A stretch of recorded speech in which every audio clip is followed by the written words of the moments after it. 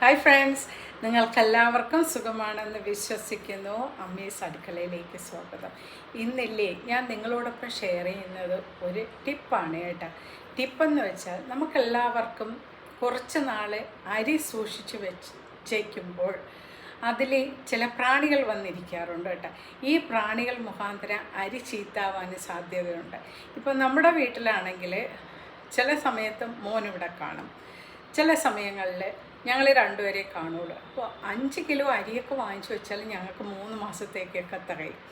3 മാസമാകുമ്പോൾ ഈ 5 കിലോ അരി കുറച്ച് ചീത്തയാകാൻ സാധ്യതയുണ്ട്.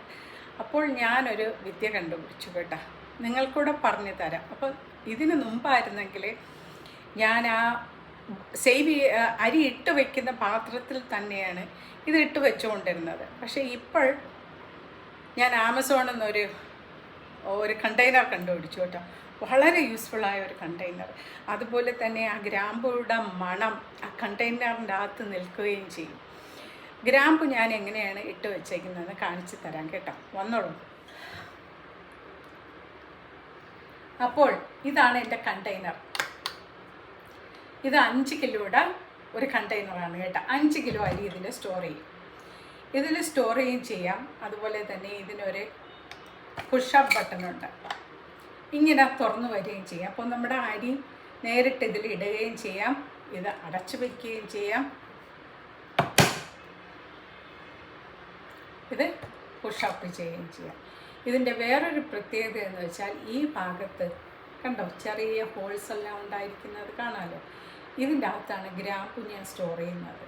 അതായത്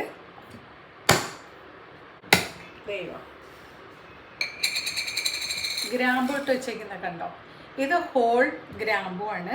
അപ്പോൾ ഇതിങ്ങനെ ഇട്ട് വെച്ചേക്കുമ്പോൾ ഇതിൻ്റെ സ്മെല്ല് ഈ കണ്ടെയ്നറിൻ്റെ അകത്ത് തന്നെ നിൽക്കുന്നുണ്ട്.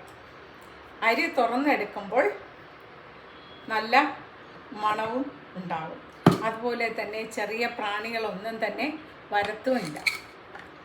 ഇതിൻ്റെ കൂടെ തന്നെ ഒരു മെഷറിങ് കപ്പൂടെ കിട്ടും. ഇതൊരു 1/2 കപ്പാണ് യൂസ് ചെയ്യുക. അപ്പോൾ ഞാനിതിൻ്റെ 3 എണ്ണം വാങ്ങിച്ചു. ഇത്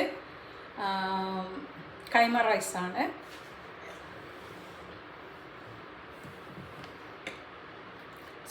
ഇതാണ് കൈമ റൈസ് കേട്ടോ. ഇത് കൈമ റൈസ്, അതിലും ഇതുപോലെ ഇട്ട് വെച്ചിട്ടുണ്ട്. പിന്നെ ഇത് പച്ചരിയാണ് കേട്ടോ, നമ്മൾ അപ്പം എല്ലാം ഉണ്ടാക്കുന്ന പച്ചരിയാണ്. അപ്പോൾ ഇതിൽ പച്ചരി ഇട്ട് വെച്ചിട്ടുണ്ട്. അതുപോലെ തന്നെ ഇതിൽ ചുമന്ന അരി, വടിയരി ഇട്ട് വെച്ചിട്ടുണ്ട്. അപ്പോൾ ഇപ്പോൾ എനിക്ക് ഈസിയായി ഇത് കൈകാര്യം ചെയ്യാനും വളരെ ഈസിയാണ്. ഇതിൻ്റെ അകത്ത് ഗ്രാമ്പൂ ഇട്ട് വെച്ചേക്കാം.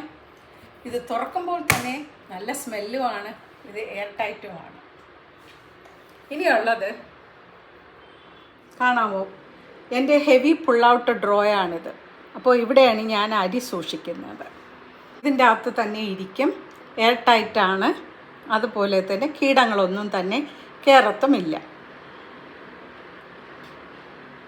3 എണ്ണം ഇരിക്കാനുള്ള, ശരിക്കും പറഞ്ഞാൽ 4 എണ്ണം ഇരിക്കും. ഇപ്പോൾ എൻ്റെ കൈവശം 3 എണ്ണേ ഉള്ളൂ. അതുകൊണ്ട് ഞാൻ ഈ 3 എണ്ണവും ഇവിടെ വെച്ചിട്ടുണ്ട്. അപ്പോൾ ഇതാണ് എൻ്റെ പുതിയ ഉൽപ്പന്നം കേട്ടോ. എൻ്റെ കിച്ചണിലെ പുതിയൊരു പ്രൊഡക്റ്റാണ്. അരി സൂക്ഷിച്ച് വയ്ക്കാം, മാവ് സൂക്ഷിച്ച് വയ്ക്കാം, മുതലായക്ക് പറ്റിയ ഒരു കണ്ടെയ്നറാണ്. 5 കിലോ വരെ സൂക്ഷിക്കാം. അതിൻ്റെ കൂടെ നല്ല മണവും കിട്ടാം. Thank you for watching.